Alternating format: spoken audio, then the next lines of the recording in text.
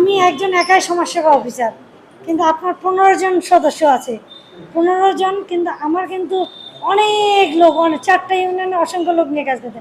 এই নির্যাতনের বিষয়টা যখন আসে, বৈষম্য যখন আসে, তখন কিন্তু দেখা যাবে যে যেহেতু আমাদের এটা পুরুষতান্ত্রিক একটা সমাজ ব্যবস্থা, এখানে মহিলারাই নির্যাতিত হয় বেশি। ওদেরকে নিয়ে যদি আমি কাজ করি, ওরা শুধু শুনবে আর বুঝবে যে আমি অমুক অমুক জায়গায় নির্যাতিত হই, আমি এই কারণে নির্যাতিত হই। আমার রুটটাকে নিয়ে কাজ করতে হবে, অর্থাৎ যেখান থেকে সমস্যাটা হচ্ছে তাদেরকে ধরে ধরে আমরা সচেতনতাটা বৃদ্ধি করি। অর্থাৎ এখানে আমাদের যে পুরুষরা রয়েছেন তাদের সম্পৃক্ততাটা বৃদ্ধি করতে হবে।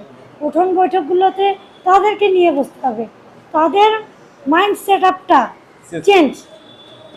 নির্যাতন বিষয়টা থেকে উত্তরণের উপায় কোনো বৈজ্ঞানিক সূত্র আসবে না, কোনো গাণিতিক সূত্র আসবে না, এটা একটা সম্পূর্ণ মানসিক সূত্র।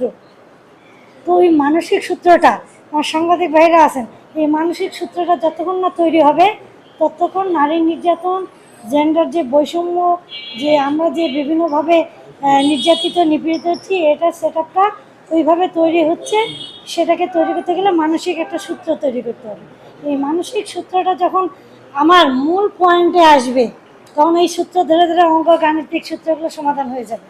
তো আমার একটা এইটাই একটা সাজেশন থাকবে যে আপনাদের কাজটা খুব ভালো হচ্ছে, ভালো হচ্ছে, কিন্তু ওই দিক বিদিক ছুটে না গিয়ে ওই মানসিক একটা সূত্র ধরে আমরা কাজ করি।